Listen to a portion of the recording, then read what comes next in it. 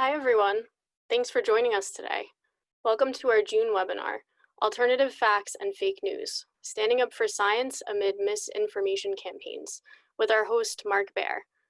In case you're less familiar with us, the work we do at the Alda Center is about empowering scientists, medical professionals, and researchers to communicate their work clearly and vividly to all audiences. Thanks for being here with us today, Mark. I'm going to hand it over to you now. Great. Thank you so much, Jamie. And I'm really excited to be here with you and with everyone to talk about how to push back, how to combat alternative facts and fake news. So I spent about 20 years on Capitol Hill as a chief of staff in the Senate and the House of Representatives. I was involved in a lot of advocacy campaigns. We're always trying to persuade and convince people of the validity, of the importance of our position. Sometimes we're trying to stop other legislative initiatives from happening, and had a lot of experience sort of dealing with how to persuade, how to understand what motivates people to make decisions. And I'm really glad and happy to share with you this information that basically I accumulated over about 20 years. We're going to do like 20 years and 20 slides or so. And so I want to really get right to it because we don't have a lot of time. If you want to learn more about me, at the end, I'll show you sort of how to connect. Clearly, you can go to my website at the bottom there, bearstrategic.com, or follow me on Twitter. So we're talking about what do you do when you are confronted, when you see things that are clearly not based in evidence, not based in data. And these are not just any old issues. These are issues that are just the biggest policy issues of our time in many cases. Clearly, the pandemic that we're dealing with has been the subject of so much misinformation, climate change, vaccines generally, a whole range of issues that are really big issues. And so what do you do if you want to try to address or persuade? And that's someone who, or an audience who is holding on to these positions that are just really not true. And so I've been focused on this pretty much since the words alternative fact were first uttered in 2017. So let's really get to the roadmap here. Well, the first thing, of course, we're going to talk about is, what do we even mean when we're talking about fake news? And then what really underlies that? What is fake news sort of composed of? And the other is, of course, alternative facts. And I'm going to talk about the roots of alternative facts and then how there's an interplay between alternative facts and fake news.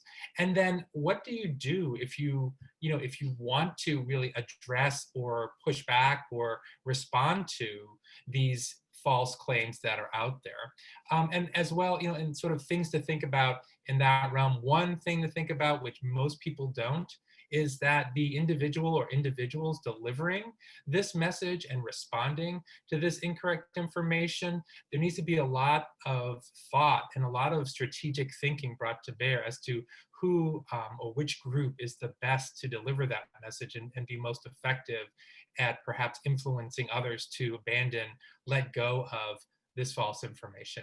And then something that we call the first law of holes, and we'll get right to the takeaways and wrap it up at the end. Okay, so the first thing I want you to do is look at this beautiful idyllic place, sunny, all along a nice river, and put in the chat where you think this place is. Any idea, where this place, it's a town. There are about 45,000 residents. Just pop in where you think this might be located. I had never seen this particular place, but I wanted to start here because in many ways, it's the beginning of our fake news story. Okay, so back in 2016, BuzzFeed identified there were more than 100 websites that were out there that were putting out really false information, and they originated in this village, which is the town of Veles in the former Yugoslav Republic of Macedonia. And the reason why there was so much incorrect information coming out of this tiny town of Macedonia, it wasn't because there was a group of people there who were partisan, who wanted a certain outcome in the election. It was essentially some teenagers who were looking to make some money. They weren't allowed to work. I guess that was one of the rules in the city or the area, and because they were too young. And so there was, teenagers. There was a teenager who's about 17 years old and said, basically, we just wanted to find out how we could make as much money from putting up websites. And of course, the way to do that is to have websites that are extremely clickable, that people are clicking all the time, and use clickbait to drive up ad rates and money. And they found that one thing people really cared about was the US election that was happening in November 2016. And so they started, collecting all these headlines that look like this, and of course, sensationalizing them and putting them on websites. And these are just some of the examples of the headlines that were put out back in 2016, right? And this is clearly what we would consider fake news. None of this is true, but it was all driven basically by some teenagers looking to make some extra money. Now, when we start to think about what the whole purpose of those headlines is, right? And what the essence of fake news is, it's always information that is designed to trigger significant emotion, right? And that emotion can be anger, distrust, surprise, confusion, also doubt or certainty. And I want to ask you to put in the chat, why did I say doubt or certainty? Obviously, those are two opposite things. And I'm curious to have you, put in the chat why you think, fake news could produce doubt, but fake news could also produce some certainty in the person who's actually reading it. But keep in mind that emotion, strong emotion, is really the result that fake news is supposed to provoke. All right, now, we were talking about the election in 2016, basically less than 4 years ago. And but I want to take you back much further than that, because the thing about fake news is it's old news. Fake news is old news to the extent that it's not a new technique. In fact, it's been around pretty much since the beginning, when individuals tried to persuade or to get information out. And looking at this quote, you can see, we're talking about rumor, something that may have a kernel of truth, may not. Again, something that is characteristic of fake news. But whatever the information is, it's distorted, and it's meant to instill, meant to provoke, meant to trigger really strong emotions, right? And it's shown as a monster in this particular epic poem, which is called the Aeneid, and which takes us back 2,000 years. And so here we have a similar kind of dynamic, information that's going out to incite, to get the audience to be really riled up and perhaps to take some action. Now, this is another quote that it's funny. It also uses, interesting, I should say, it also uses the metaphor of flying. And the purpose here is, this is 300 years old, right? A little bit more.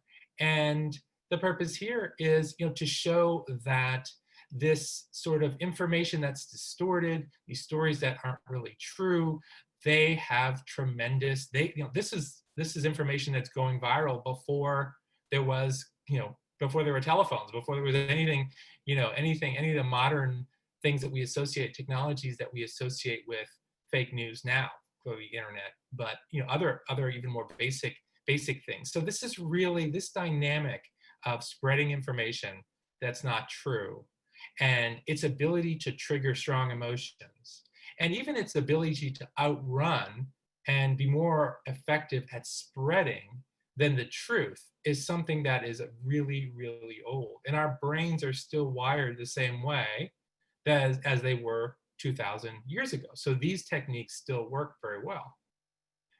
Now, this is something, taking it back, just a few years here, right? This is the first time the term fake news was used. And it was actually Hillary Clinton referring to this crazy situation about complete lies, complete fake news being made up about this pizza shop in Northwest Washington, D.C. being the source of some kind of child enslavement, child abuse ring, which prompted somebody to show up with an assault weapon who's going to, liberate this and solve the situation violently. The whole thing was a complete fabrication. It was totally fake news. And of course, part of this was that the Clintons were involved.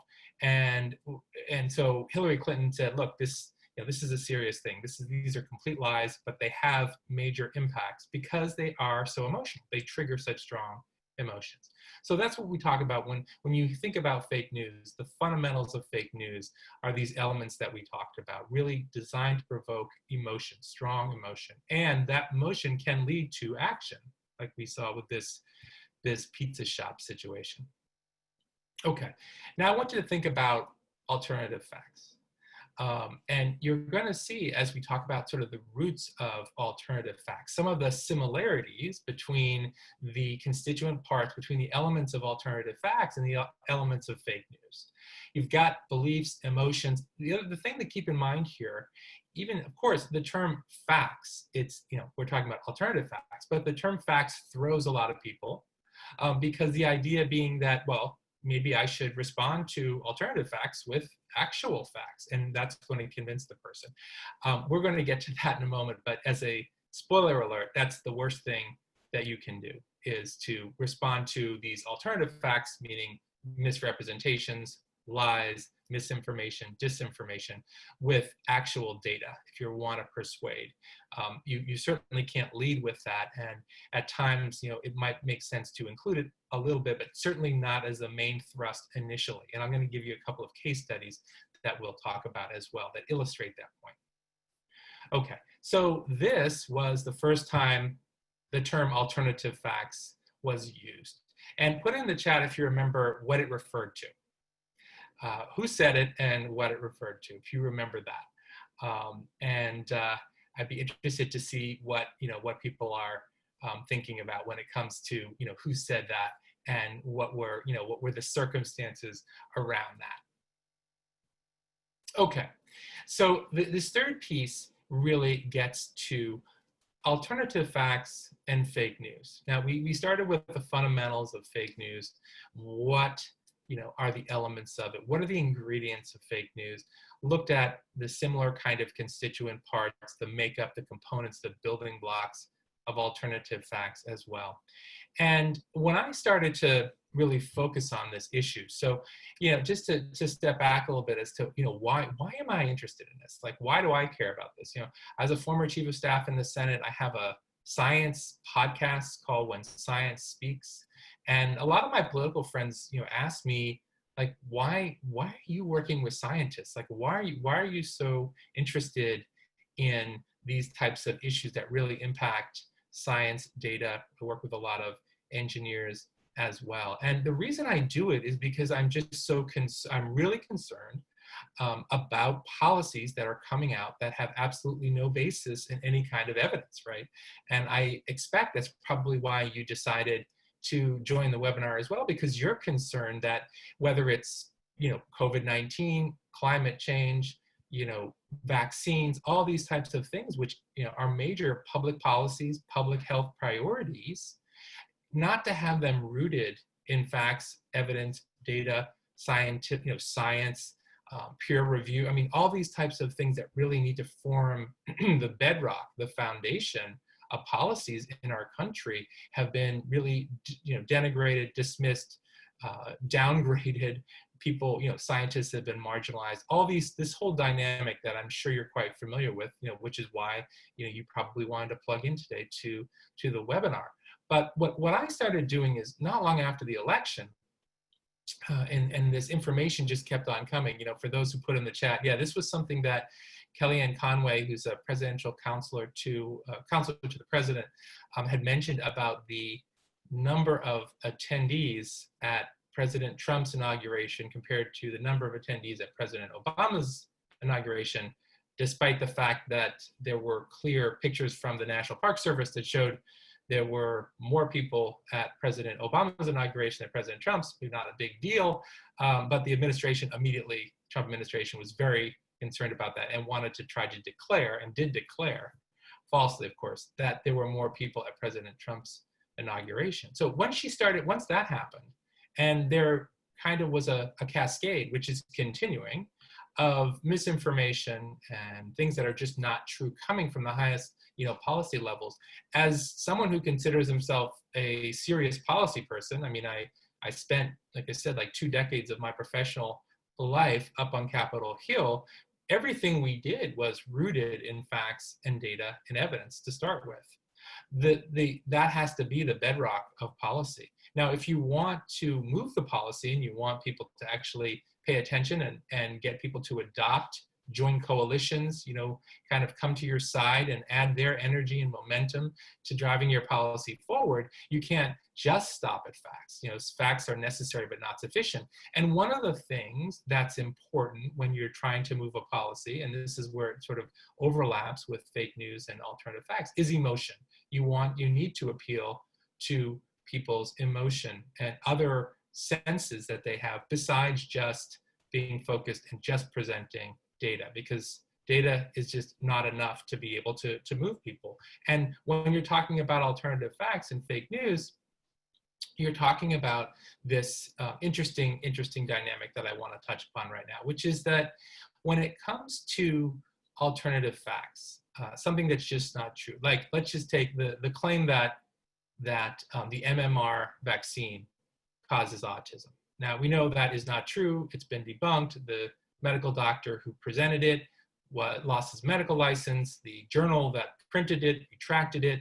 Nonetheless, there are many people who believe that the MMR, the measles vaccine, actually causes autism. And actually, this is a big concern right now too, because once the vaccine for the COVID-19 virus is approved, there will be many people who will try to make this link that for some reason it could be linked to something else, or they could be this skepticism around the vaccine itself. But that's sort of a similar dynamic that I can see coming down the pike. But nonetheless, what I want you to think about right now is the connection. I sort of consider it a symbiotic relationship between alternative facts and fake news. So when you talk about what are we going to do? How are we going to remove this toxin, from, how are we going to extract, this cancer, if you will, of misinformation, from groups that are holding tight to it, for example. Now, one of the ways that it can be done is through a trusted third-party validator, I'll say. And that, in many cases, was, and to an extent is, but used to be much stronger, the news media, right? Or scientists, people who had a lot of credibility with the general public. Oftentimes when the Pew Research Center does surveys of the most credible, the most believable professions that the public really listens to, it's the military, medical doctors, and then scientists. These are the ones that the public tends to put a lot of faith and have a lot of credibility in, right? And so a trusted third-party validator, if you and I disagree on whether climate change is real, for example, all right? Well, there may be either a scientist, it could be, it used to be back in the day before we had all these options in the media, a Walter Cronkite type of person, right? Or, a newspaper or a columnist or a leader of some kind who is sort of beyond reproach. You and I, even though we disagree on this particular issue for the purposes of our example, if this third party, if this third person, if this organization were to say, no, actually climate change is real, then even though you may think that's not true, you would be inclined to say, all right, you're right. Okay, if this trusted third party, if this sort of mediator says that it is, then I can accept that because you have trust, you believe in, you have faith in this third party. So when we talk about fake news, really the combination there is this third party oftentimes was certain news media that would report, and the idea was, look, this was straight down the middle, this information that they're presenting was based on fact. And so if I am putting out all this misinformation, saying all these things that are not true, alternative facts, flying all over the place out of my office or out of my mouth, the news media or this third party calling me on that would sway people, right? So the media was a competitor from my perspective as someone who's trying to spread alternative facts, because I could be concerned that the media would be undercutting my ability to put out all this misinformation. And so so the New Yorker did this piece where they talked about alternative facts and they talked about fake news, but they didn't really make a connection between the two, what kind of relationship or interplay. And I'd done a lot of research on this general topic, but on the specific topic of alternative facts and fake news, the idea was that, look, by actually kneecapping or criticizing or eroding confidence in this third party, the third, the news media, then I was weakening a competitor for the actual facts, right? I was weakening a competitor who could prevent me from putting out all my alternative facts and misinformation. So the point that I was making in this piece that I sent in, which they printed back in, I think it was January of 2018, was just that we need to understand that going after the media, or this label of fake news, is something that's quite deliberate and strategic, because what I'm trying to do is weaken a competitor for my alternative facts, weaken a competitor for my misinformation, who could potentially debunk my misinformation, so that I can do it more freely without really the check of an independent media that people trust. If people stop trusting the media, then I've just, kind of pushed to the side a major competitor and given myself a much more open field to just put out any kind of information that I want, even if it's not based in fact. Okay, so we're talking about what are we going to do? How are we, what are we going to do about this? How are we going to combat alternative facts? How are we going to address this issue? And the first thing that I want you to think about when you are confronted by this, it could be when you open up Facebook, when you see a tweet, when you're sitting having lunch with someone, when you're used to be Thanksgiving dinner, wherever, whatever it is, and you're hearing this information that is just not true, right? The first thing that I want you to think about is this go or no-go decision, which is it, what do I want to get out of this interaction with this person or this audience that is holding fast to this incorrect information, right? What's my ultimate result? I want you to think about that before you engage, because that'll inform not only your strategy, but also inform whether you engage or not. And there are various different goals that you might have. You might have a goal. Look, I want to just persuade this person and have them change their mind. Now, of course, that's your ultimate goal, right? But that might not be realistic. The other is, do I want to be basically, do I want to introduce a little bit of doubt in this person's mind, so that, or this audience's mind, so the next time they see that Facebook post that's clearly not true, or they encounter some information that's totally made up, they'll be less inclined to retweet it, to like it, to forward it, to send that email, or something like that, to sort of flatten the curve of the virus, to slow, maybe your goal is just kind of to slow the spread of this misinformation, right? The other is, look, if someone's talking to a group, and they make some claim that is clearly just not true, then you might decide, look, I need to stand up and say, no, actually what so-and-so just said isn't based in any data or evidence. And, this is sort of my experience is quite different. The point that you want to make is really just to counter that, so they don't sort of get the last word, or they don't have any kind of challenge to this misinformation that they're putting out. And so I want you to think about, before you even engage, what you want to get out of the engagement, were it to happen, and is that realistic? Okay, this gets, so, like sort of was saying in the initial roadmap, is a lot of people spend so much time with their message. What am I going to say? What am I going to say? How am I going to say it? So important, right? So important. But what they forget is, it is incredibly important to think about who's going to say it. Who's going to be the messenger?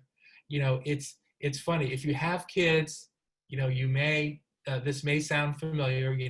I have a 12-year-old, I have a 14-year-old, I have one teenager and one almost teenager. I can tell them to do something many times. I could, tell them, you really need to do this, you really need to do that. But if the dad of one of their friends or the mom of one of their friends says essentially the same thing, sometimes that can have, you know, more of an impact. They decide, oh, you know, I really should do that. You know, I really should be cleaning up my room more regularly, or whatever it is, right? I really should try out for that team because, you know, so and so's dad said that, you know, I would have a good chance of making it. No matter how many times, you know, the parent says it, it resonates more. But the thing to think about, so I want you to think about the messenger, right? And in doing that, who would be the best messenger? Well, some aspects are someone who is very similar, who's similar in different dimensions. Doesn't have to be the same gender, doesn't have to be the same race, ethnic background, but has some similarity, some kind of connection in common, which could literally be somebody that they both know, a mutual friend, for example, with the audience. Someone who's familiar with the audience and who therefore has more credibility with the audience, because we're talking about emotion here. And these are all aspects of sort of this feeling of connectedness with the audience. And that is so important to open the channel of communication. When I teach my, when I do my workshops and my courses, I say, you need to connect before you communicate. You need to think about that. Okay, and this goes back again. These are not new concepts, right? Now, we're talking about, 1,000 years ago, 1,200 years ago, a long 1,700 years ago, whatever it is, a long time ago. And it's the messenger that is so important in addition to the message. Okay, now I'm going to give you an example of a phenomenal messenger. Now, I don't know how many folks are familiar with Dr. Katharine Hayhoe, eminent climatologist, a phenomenal scientist, and a great speaker and communicator. And one of the things that she focuses on, of course, she is a climatologist. So when it comes to climate change and the data, evidence, study, all of these things, she is a complete expert, unquestioned. In addition to that, her personal background, she is the daughter of missionaries. She's married to a well-known pastor. She lives, she's a professor at Texas Tech University. She lives in a pretty conservative, politically conservative community. And she is really, really skilled at talking to skeptical audiences about climate change. And I want to show you this brief video, which is going to illustrate what I just said. So when I said that we need our faith, we need our values, and for those of us who come from a faith background, our values are informed by our faith. When I said that we need our values to figure out what to do, I was not joking. I was very serious. Because what do our values actually say? Well, if we are Christians, then we look to the Bible to see what our values are. So let's look at what it says. Now, there's no verse that says climate change is real in the Bible. The words climate and change don't even occur together in the Bible at all. But there's a lot of verses about attitudes and actions, and it starts in Genesis 1. This is a verse that every child learns in Sunday school, if they attend Sunday school, that God made humans in his image. But I never went to a single class or talk or lesson of anything that talked about the so that. Why? I was never told why. I never heard a single talk about why we were made in God's image. Well, it's not a mystery. You just keep reading. And it says, let us make human beings in our image so that they can be responsible for every living thing that moves on the face of the earth. That was why. That's pretty amazing, isn't it? So this has led to the concept of stewardship, the idea that if somebody who you loved and respected more than anyone in the world gave you a piece of land and you pulled every single penny out of that land and left it a cracked and deserted ruin, what would that say about your perspective to the person who gave it to you? Whereas if you take that land and you farm it and you till it and you make sure that you have good carbon sequestration processes in place and you grow, you have sustainable agriculture and free-range animals, and you make sure that there's jobs for people there, that supports people and plants and animals. That's the concept of being a good steward. Okay. So what I want you to think about there is how Dr. Hayhoe presented this information, right? And what was the emphasis of the presentation? Um, Not a lot of scientific data, right? And this is the beginning of her presentation. And so what she's doing there is she's establishing this connection of similarities, right? Her audience are primarily of the Christian faith, probably people who know a lot about the New Testament. And she immediately establishes that connection and that similarity because she can quote chapter and verse with anybody when it comes to scripture. And she uses that shared understanding, or let's just say shared experience, shared background, as a way to talk about the importance of being good stewards of the environment, which is a sort of a biblical way of suggesting, look, these are things that we need to think about of taking care of the earth as a way of moving into the discussion of climate change by establishing that shared connection before communicating. So this is the second example that I want to give to you. In this case, you have a situation where one of the communities where there are a high number of people who are not vaccinating their children with measles, mumps, and rubella vaccine was outside of New York in New Jersey, and it was an Orthodox Jewish community. And there was a lot of skepticism. There was a lot of vaccine hesitancy, sometimes it's called, just not everyone vaccinating their children, which was a huge turnaround from, the recent past. So much so, actually, that the United States can no longer say it's eradicated measles, according to World Health Organization and other international bodies, because we've seen so many more cases as a result of people believing this piece of alternative fact, this misinformation that there's any kind of connection between MMR vaccine and autism. And so this woman decided, she's a nurse, so right away she has a lot of credibility in the health field. And she is part of this same community where so many are not vaccinating. And she's seeing on the listservs that all this misinformation is flying around, warning about the connection, that we've been talking about, this false linkage. And so she decides, look, she needs to do something about this. And so she calls a meeting. And the first thing that she does it's primarily women who are making these healthcare decisions for the families in this particular community. And the first thing she does in the room is she sets it up as a circle, right? She sets the chairs up in the shape of a circle. It's not going to be a lecture. She's not going to stand in front and have rows, behind her and lecture to the audience. It's going to be much more inclusive than that. And the thing that she does is, and actually this is where we're going to go to the next slide, is how does she approach her message?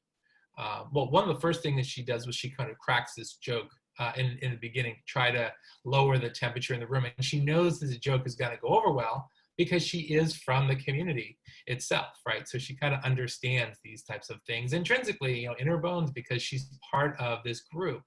But if you see these points, and this comes directly, from her quotes, the way she approaches it is she's not criticizing, right? She's not yelling at these people and telling them how misinformed they are, how dumb they are, stupid to believe this garbage, right? And you could imagine her going down that route, right? As somebody who is a medical health professional, right? Who sees these things firsthand all the time, but she does not do that. It's much more of an empathetic type of approach. And the main thing that I want you to understand in looking at this slide and looking at these examples, it's about values. And so this nurse understands the community values really, really well. So she does talk about data, and she does bring some charts and other epidemiological studies with her. But the thrust of her approach with this audience, with whom she shares all of these values as a member of the community, that is really the thrust of her presentation. But the bottom line, as far as why she was so successful, was because she understood pretty much the primary, most important value in this community. which is you never want to do something in your own household that could have a negative effect on somebody else outside your home.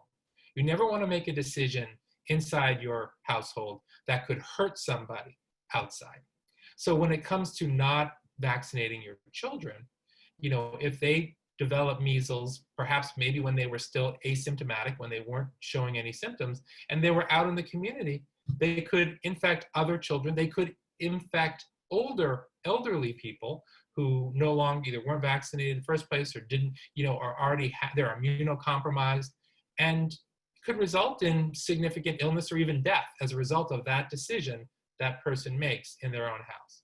And so what she was doing was she was really tapping into this primary value that was shared among all the community members, including herself, and leading with that and emphasizing that as a reason to inoculate.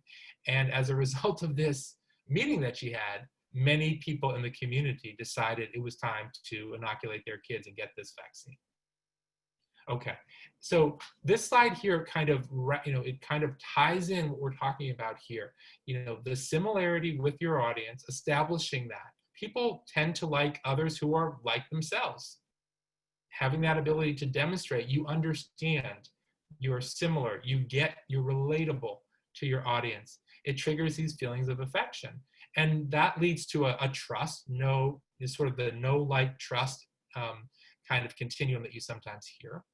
And when you trust someone, you're much more open to what they have to say. And these are kind of the building blocks for getting to how to persuade and influence and perhaps debunk these alternative facts and this misinformation. So if we put it all together, the main theme really here that we're talking about when you're talking to either a person, a small group, a large group, it's really, look, I'm one of you.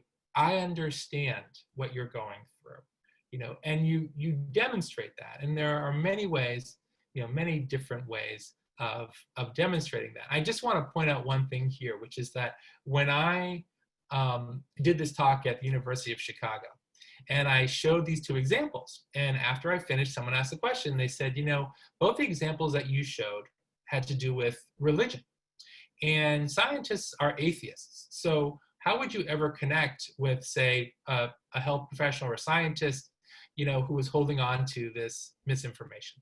Now, having spent a lot of time on Capitol Hill, that whole argument that she made, the person in the audience made, was based on the presumption that scientists are all atheists, which of course is not true. And you would kind of go into the rebut the presumption. I just actually don't agree with your presumption, but that wasn't the point of this interaction. So I just let that go. So what I before I started talking to her, I said, I see there's a little girl sitting next to you. And I said, is she your daughter? And she said, yes. And I said to the girl, how old are you? And she said, oh, I'm 12. And I said, oh, really? That's interesting, because I have a 12-year-old at home too, 12-year-old girl. What do you like to read? What do you like to do? And she started talking. And the point of that was that I was showing how to establish a connection. It's legitimate, authentic. I was interested. I have a 12-year-old girl, you have a 12-year-old girl. We maybe understand each other a little bit. We can understand what they're going through. If you've ever been spent time in a children's hospital, as I have, my family has, you can tell right away that the parents of those kids who are patients understand each other on a very fundamental level, regardless of where they're coming from, what they look like, their professions, their personal background, it doesn't matter. They feel the same sort of emotions as each other because they have children who are going through this difficult time. And so the idea is, what is this connection that you can have with the audience? Now, it might be, you might not be able to do that, and it has to be authentic.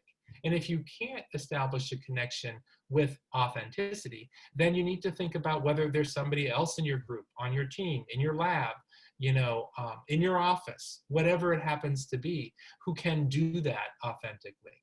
Because it's so important, particularly when we're talking about misinformation campaigns, because misinformation is based on emotion. That's the most important thing to remember.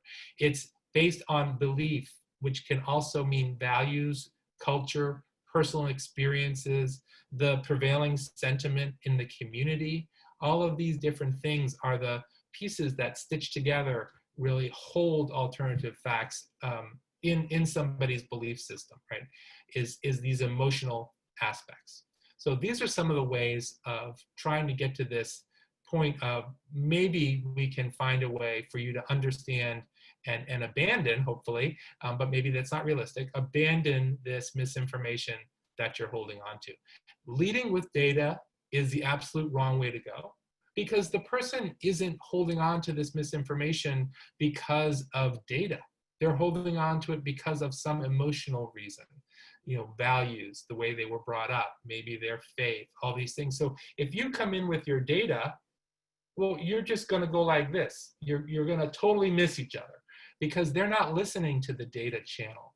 They're listening to the emotional channel. They're feeling the emotional channel. And if you are broadcasting on the data channel, it's going to be a static mess that's going to make things worse, and it's going to backfire. Okay. And so here, sort of, I want you to think about, again, do I engage? Do I not engage? What's my plan here? What do I hope to achieve if I do engage? All of these questions. And we used to, on the Hill, we call the first law of holes, which is like, when you're in a hole, stop digging. You're not going to be able to persuade many people. And when you think about this almost from a political perspective, and influence, persuasion, advocacy, these are all things we're talking about, and they're all things that that are really at the core of politics. How do you influence someone to support your candidate, if you're talking about partisan politics, for example?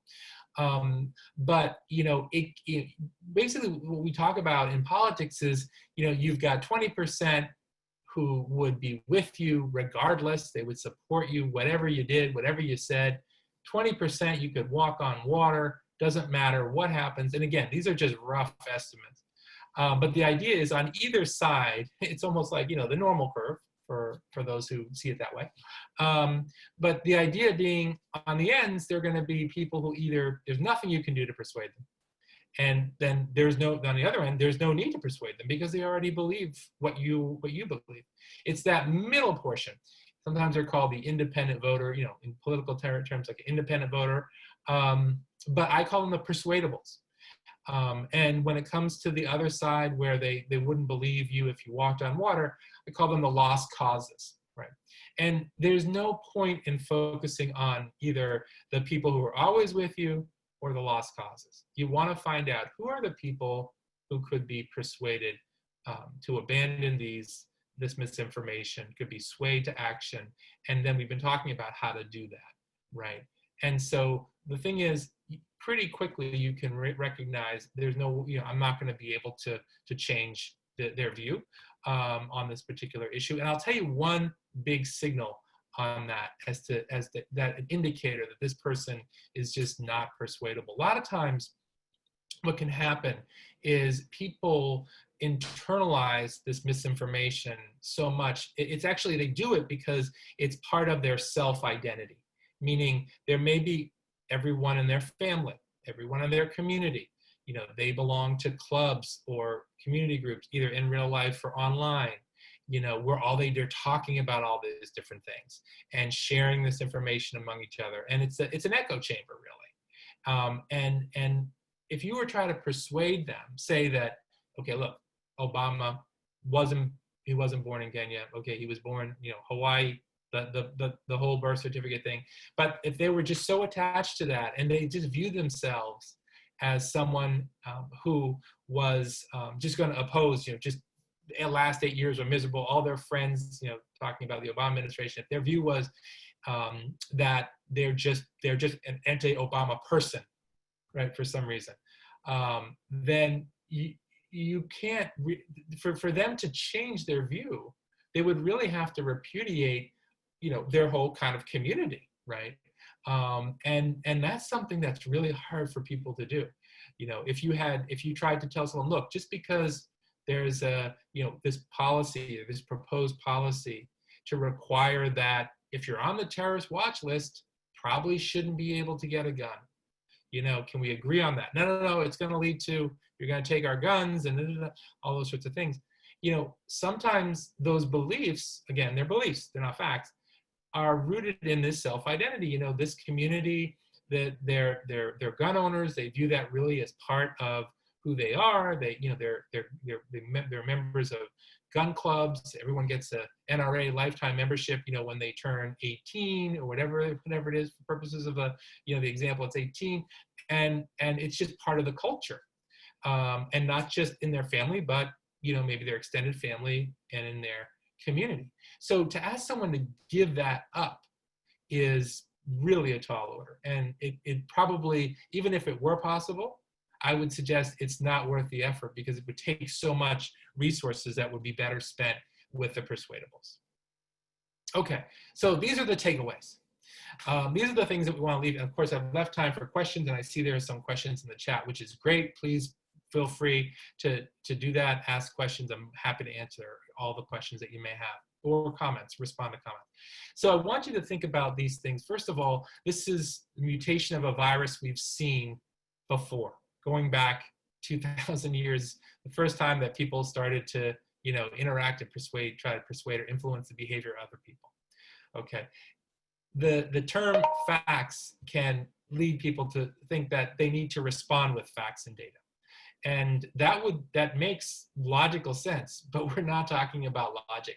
We're talking about emotions throughout this whole thing. It's been the theme, right? And so that's why this feeling of connection, similarity, you know, trust, all these things that kind of come out of this fundamental connection or similarity between two people. That's where you want to go. Empathy, those sorts of feelings, that's how you want to work and try to address or combat this misinformation. And it really can be hard, right? And it has always been hard. You know, falsehood flies, truth comes limping after it, right? That's a 300-year-old quote, right? That was well before any of these technologies. It's part of the way humans are wired, right? It doesn't mean it's hopeless, but it takes a lot of strategy and thinking. And this is the whole purpose of why, you know, we're having this, you know, having this conversation. Thinking about the messenger in addition to the message. The last thing is, you know what your goal is going in. You know, there's no way I'm going to persuade Uncle Harry that, you know, this isn't true. You know, I'm not, you know, there's no way I can do that, because it's just, there's just all these other elements, right? And so your resources, your energy is much better spent finding the persuadables, finding those people that you can persuade, and then bringing to bear the techniques and the strategies and the thought process that we've been talking about. So I hope you felt that this was time well spent as part of your busy day to get in and take part in this. I really appreciate that. I don't take it for granted that you set aside time to be here. And I have set aside a lot of time for questions. And also just wanted to say, if you want to learn more about this type of work, also about how to distill complicated issues into ways that general audiences can understand, you know, how to, whether it's taking your policy work, taking your research, taking your engineering, you know, you can text science speak to 44222, and you'll get this very easy, you know, 1, 2, 3 text back. You can put your email in there, and then I send around resources. They can be articles. I just read this amazing article in National Geographic, you know, that I posted on LinkedIn about 100 years ago. We were kind of in a similar situation with another virus. Actually, it was a plague, and it was in California. And how do we deal with it? And you know, I love this information. I feel passionately about trying to help people figure out whether alternative facts and fake news can be addressed. And that's one of the things I do on this list that you could sign up for if you'd like, is to share resources that I come across to try to empower and equip people to do these things. So thanks for your attention, and I'll turn my attention to the questions. Okay.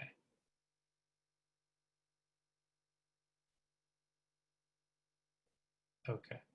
All right. So let's start kind of at with the first question. So how do we define the distinction between alternative facts and fake news?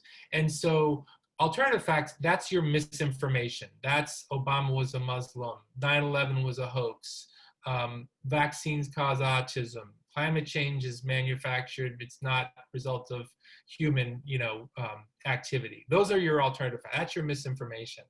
Now, the fake news, the term itself can be applied, right? It's like a slur. It's like your response to what I'm saying, even though your response is accurate, say, is fake news. It's not true, right? So you're trying to kind of slime the other, this response or this correction or this rebuttal with this label of fake news when, it usually, that's one. So this is why I use the, it either can create certainty or doubt. But part of this is that the fake news is sort of this response to the initial misinformation, right? And there are a couple of shadings to fake news on that. It can be used in that way as kind of a slur. Also, sometimes it is maybe the other way to think about it is it's the spreading of alternative facts, whereas alternative facts, if you're talking about like these like these headlines that I showed near the beginning, that's clearly fake news. It's disguised as news, and it's alternative facts. So it's trying to spread alternative facts. Maybe that's a way to think about it too. Yeah. The reason I want you to use, I want you to be familiar. The question is, why am I talking about misleading information as alternative facts? Is because that's what that's sort of the term that's out there. Like that's the other side is sort of using that. I want you to be sensitive to the actual terminology, right? And then the other reason is because, this distinction between fact and belief, right? Because when you hear the term alternative fact, I want you to think about what are the beliefs, what are the values, what are the prevailing cultural touchstones that are driving this person to believe this misinformation. That's why I'm using that same terminology, because that was the terminology that was created, in the beginning. It's called a lot of things, rumor, all these different types of things, but I wanted people to be comfortable with that because that's the word that you see out there. Good question. Do you think somebody outside the community, but with knowledge about the values, can have the same impact? Absolutely. It's funny, and I think that the situation that we're in right now with this self-isolation and, the quarantine and things like that, is we are feeling, this is a historic moment for a lot of reasons. One is I feel it is a historic illustration of the dangers of misinformation being spread, of the dangers of scientists and experts being denigrated, dismissed, kept on the sidelines, right? And so this conversation that we're having is, I feel, very much what we're seeing play out in real time is a case study of what we've been talking about here. So as far as someone outside the community, so the reason I mentioned this whole thing is, in quarantine, being kept apart, not interacting with other people, it really has a negative, impact on humans, right? Solitary confinement, like that's a punishment. In fact, and if you keep somebody in solitary confinement in a prison for more than a certain amount of time, it can be considered cruel and unusual punishment. Because humans genuinely and want across the board to have interaction. And so there is this attraction. We do want to be able to see and interact with other people. And so even if someone's coming from outside the community, if they understand the values, they share, it could be, things sometimes are very superficial. We could know the same people. That person could introduce me. And all of a sudden, some of the affection for that person can be reflected onto me. It's funny when you go to a political rally, the politician is coming from another place, maybe DC or somewhere else, right? But she's giving an address to someplace else. And so who introduces her? Well, the local officials introduce her, and they tell the crowd how great she is and all those sort of things. Well, that's, the idea is that the crowd's affinity, say, for the person from their community who's introducing this far off, politician coming from far away, some of that is reflected upon, and the politician benefits, from that. So that's one way of thinking about it. Absolutely. It doesn't have to be in the same community.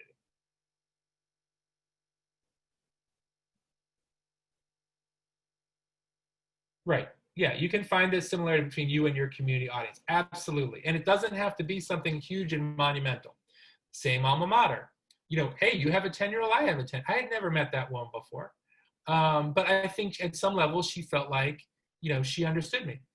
We understood each other a little bit better. When you're like I said, when you're in a children's hospital, like you see other parents, you kind of maybe nod, like you feel their pain almost, right? And that's a connection.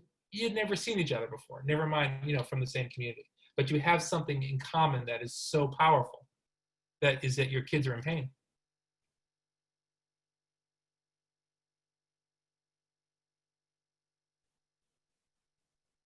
Right. Yeah, I think that's a good point about academia. It's really hard.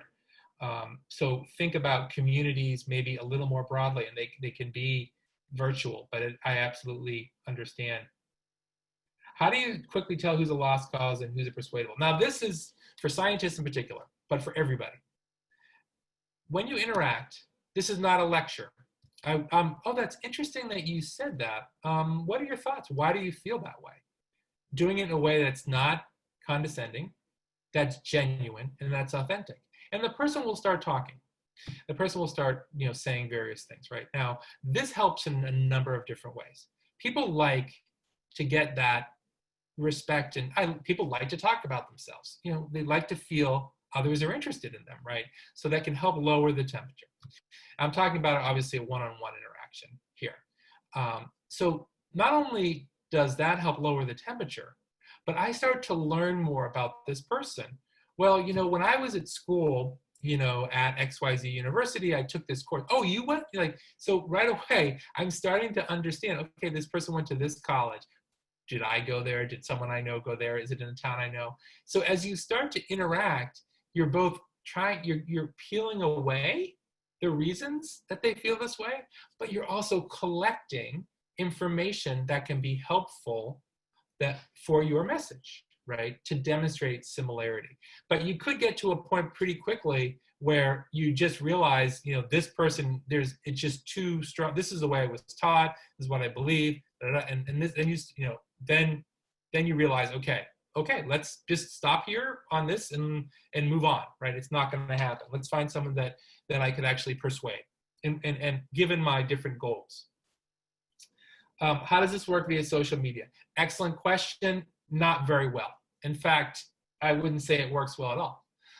In fact, I would say it's almost counterproductive, because there is no connection. It's almost impossible to start to really establish a similar connection that's meaningful. So it doesn't work well at all in social media, which is one of for this strategy, the way to do it with social media really is what you're starting gradually a little tiny bit to see, which is the platform saying you just can't say anything on Twitter. You can't just, and so that's really the way to do that on social media, but it's not up to the individual. It has to be more about the platforms. How do you build a character that is trustworthy to people who believe alternative facts? Not to build your own narrative, simply get everyone on the side of true facts. Well, again, now you can't do that to everybody. Not everybody is going to respond. So you have to think about these elements and trying to demonstrate that you're relatable, you understand, you're similar, you get what they're saying. Like, these are all the prerequisites, and of course the messenger aspect. But not, it's not super easy, right? And it takes this kind of mindset is really the only way I would suggest that you have a chance of doing it. And you don't have a chance, you don't really have your likelihood of doing it is with the persuadables. Again, it's not with everybody. What do you suggest when you can't identify a messenger who is similar to the audience? Great question. So I did this talk in New Zealand, and I was talking to environmental engineers, and they do a lot of work in the community, and a lot of times they have to deliver bad news, like, you know, that the industrial plant had a leak, and there was a release of toxic gas in the community, or the country, you know, the county, the province is going to be building a new highway, and some of it's going to cut through here, and it's going to result in the government having to take some of this previously public land. And I talked to them about how to deal with that. And I talked to them about the similarity principle. And essentially it was, you need to find somebody on your, either on your team, and I said to them, look, if nobody on your team meets this criteria, then you should hire a consultant, for example. You know, hire someone onto the team.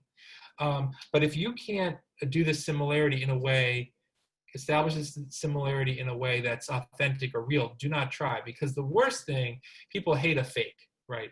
People do not like that kind of dynamic, right? Authenticity is so important. You need to do that and be honest and upfront and authentic about it. The thing about scientists with respect to asking questions and trying to get to these similarities is scientists are great at asking questions. It's kind of part of the job requirement, right? So I say to people, be curious, genuinely curious about other people. Engage them, right? Find out what, you know, why they think that way.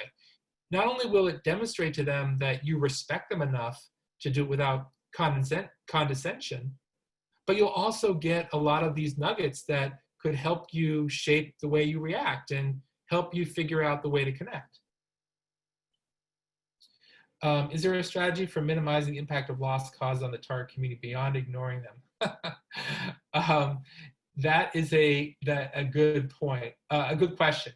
I think that, you know, the way, so if you're in a community, I guess the way to think about that perhaps is, if you're thinking about one community, let's take this community where people aren't vaccinating, right? And so there are lost causes in that community.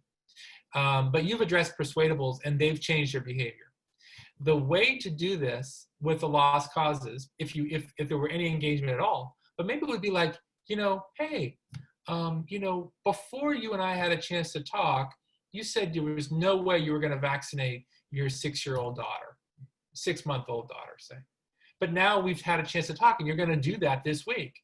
Maybe you would be a great person to talk to this other group of 4 or 5 moms who are saying no way, no how, right? And so that way you've just, you know, now it's very clear to these lost causes, perhaps they're going to be talked to, another former lost cause is going to talk to them. So they'll see that similarity and that connection rather than you doing it. That's a possibility. How you interact with legislators who are totally opposed. So I teach a whole thing on how to talk to policymakers, and one of the things to figure out, if it's possible, is you know, who do these policymakers listen to the most? These are the ones that oppose your position, because in that question on 12, thank you, by the way, for your kind comment about the examples, is, you know, why should this politician who opposes this view that's so important to me listen to me? And one of the ways to go about thinking that is also, who does the politician listen to? And then engaging that could be a newspaper, could be doing some press, could be a supporter who is a supporter of the policymaker, a contributor perhaps to the policymaker, someone who's known the policymaker for a long time, and engaging that person and seeing, again, it's kind of similar to the example I just gave you, seeing if that person would engage with the policymaker. And again, the question is, what's the goal? If the goal is to get them to vote the way you want, that might not be attainable. But if the goal is for them not to speak against your position, then maybe that is attainable. Okay.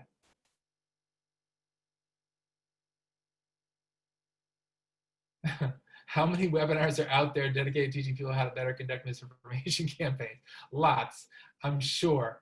And I have to think about that a little bit more. What can we do about that?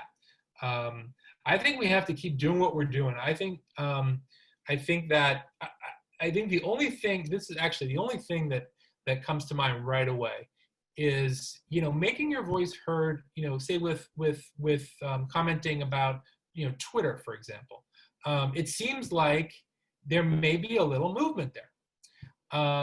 Another, as far as like, look, to try to slow the spread of this misinformation, by just saying, hey, you're doing it by Twitter, and Twitter's not going to let you just say anything. It's not, you can't, so that's one thing to do. Another thing to do is, who's funding these? I know it can be hard, to figure that out. Or even with respect to Twitter, there might be ways you can influence a corporation by approaching its major shareholders, for example. But I think that my first cut into this is, if you, of course, there are other places people can go other than Twitter, but as a starting point, to try to keep pushing and saying, look, these are positive steps you're starting to make. You need to do more. You need to do more. The election's coming. We're going to see a lot of this. This is like, we've seen so much of it, and there's a flood that's coming already, right, on misinformation as we lead up to the election, which of course, is less than 6 months away. Okay, I'm an emergency physician. Yeah. Yeah, politicization of the pandemic. Yeah, identity, exactly. This really concerns me too. And first of all, thank you for being an emergency physician in the middle of this historically terrible, horrible situation. Really. So thank you for that. You look at polling, and you see exactly what you said. You ask people, you're wearing a mask, what's your political party? You're not wearing a mask, what's your political party? It's off the charts, right? If you're wearing a mask, you're a Democrat. If you're not wearing a mask, you're a Republican. Like, ridiculous. And it's terrible, and it shouldn't have been that way, but it has been. And the way I think you get ahead of this is, you do more of these, whether it's a PSA. I don't think I'm going to get to all the questions, but but I'm happy to answer them by email, or we'll figure out a way to get you the responses afterwards. I would love to have, look, right now, as you know, in Texas, they're seeing a huge spike in coronavirus infections because they reopened after Memorial Day, when the science said that was way too soon. There are a lot of people who were at those, basically flaunting the fact they weren't wearing a mask. And those people are maybe wearing an oxygen mask right now, And so I would say, once those people, hopefully they will recover. I certainly don't wish ill upon them, putting a lot of strain on the healthcare system that was unnecessary. But nonetheless, perhaps some of those people, once they recover, those are people that their voices, if they're willing, and I would really hope that they would be, their voices need to be out there to say, look, I didn't believe it. Again, it's similar to the vaccination. I didn't believe it. I thought this was, not actually an accurate thing. I thought it was just, those egghead scientists, those experts who aren't like me, just trying to do this. So they don't understand me. I think it was all fake news. Okay, having those people, should they get infected and then recover, or talk about this, would carry a lot of weight with others who are feeling the same way. Okay, great. And then let's see. Specific phrases you recommend using when you shift from making the connection to introducing the topic at hand. Sure, excellent question. How do you phrase that? You're always kind of asking, as you're making this connection, you're getting this. So let's just take the example with this. The woman said, like, why, like, I'm just trying to think of a good one right now. But what the point of this interaction. So you're making I'm asking you about, why do you think that babies shouldn't be inoculated? Because of X, Y, Z. Oh, okay. Well, is that something that your doctor told you, or have you seen it? No, this is like my family. Oh, have you ever had, any experience with, vaccination and autism, or no, but I've heard or read, so when you're starting to, those answers are opportunities for you to maybe introduce some similar understanding that you have, or similar experience that you have, But they also could be opportunities to start like more circling around about the topic at hand. I think be sensitive to what kind of a temperature is in that interaction. Like, is it starting to calm down and lower a bit? Like, is a person like, are you both sort of breathing, or is it in it like, as far as like, you know, you're not all hyped up and really super emotional? Maybe that is a good time. Science playing out in public, conflicts, contradictions, retractions. Yeah. Yeah. These are, so I'm gonna just pick, like I said, I'm happy to answer all of these questions, some of the shorter ones, just because we're running out of time. Moderating facts on social media, like Twitter, or just, yep. I think, like I said, I would start to, you know, write an op-ed, write a blog post, talk about how Twitter needs to do more. And of course, Twitter and Facebook are always looking at each other. And Facebook's getting a lot of pressure for that. So I would be vocal. You know, there could be a campaign, people say, look, if this continues, like I'm deleting the app. Like, they may not care because there are just so many people, but you could get some sort of campaign maybe going about that could catch their attention, or at least the media's attention, which would help amplify what you're trying to do. So if someone with the intent to misinform knows the tactics that I'm talking about as well, and how to, so here's the thing, they already, their whole thing, a lot of it is based on emotion, right? Because they don't have the data. They may find some quack, somebody who seems to be credible who could do this. But another thing that that is shown a little bit of promise, remember we talked about this third-party validator, right? Just take TikTok, right? Or memes. Using that in the service of real information is very helpful, right? And so those are their tactics in many ways, using memes, other things like that. We meaning people who want to get facts, data, evidence, the real story out there, we can adopt some of those tactics that they're using. And they have actually proven to be, it's a small sample size so far, but proven to show some positive results. So it's really adopting kind of, so then you're on the same wavelength. That's the whole point I'm trying to make here, is that you need to be on the same wavelength as far as emotion and those other elements. How do you respond to unbelievable claims when you don't know the actual facts? Right. So you don't want to watch conspiracy theory videos. Right. Well, an alternative contact for sign-up route those outside the U. Contact for sign-up route for those outside the U.S. Okay, yeah, just go to bearstrategic.com and there's contact me. Just click on the button. During the pandemic, science playing right, playing out in public, right. Scientists have a challenge, right? The challenge is that we're discovering more and more. I think, and this is sort of the last thing I'll say sort of on this is, it can be tricky, but sometimes there are situations and you say, look, like this person is so certain about this particular issue. That's not true. Like, you know, I'm studying this, we study it, you know, seriously, this is how we've shown in a way that's really based on data. But the truth is that we're still learning more, right? We're still learning more. What this person is saying, it's not supported by anything. What I'm, explaining is, it's really, the reason I'm stumbling, because it is a little tricky, because one of the things that traps that people fall into is because scientists, they want to show the actual evidence and data, but sometimes, there are new discoveries, there's peer review, there are things like that. So there's this hesitancy to be 100% certain. And what the other side loves to do is take that little tiny grain of possible uncertainty and blow it into this huge sandstorm, right? So that everything is untrue. And it's just something to be sensitive about. And again, this is sort of an art and a science in some ways, and I'm happy to continue the conversation in any, through all these different mechanisms.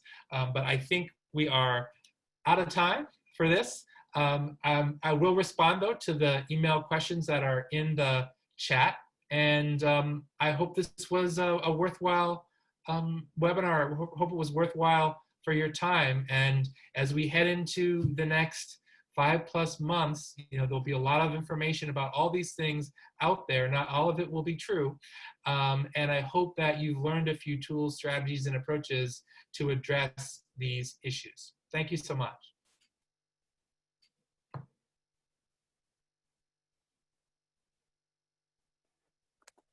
Thank you so much, Mark. There are so many things that I took away from this, but I think what stuck with me the most was when you spoke about the importance of thinking about who the right messenger is and how to figure that out. That definitely stuck out to me. Thank you again so much. Such a knowledgeable talk. Thank you. Thank you very much, guys. Thank you. All right, so we invite you all to visit alldissenter.org for further information about various science communication trainings and workshops that we offer. To finish up, we have a quick 2-question poll for all of you where we love your feedback. And finally, we'd like to thank the Kavli Foundation and the American Chemical Society for their generous support that makes it possible for the Dissenter to offer webinars such as these. Stay tuned for the poll. It should pop up right on your screen. Thank you again, everyone, and thank you, Mark. Thank you.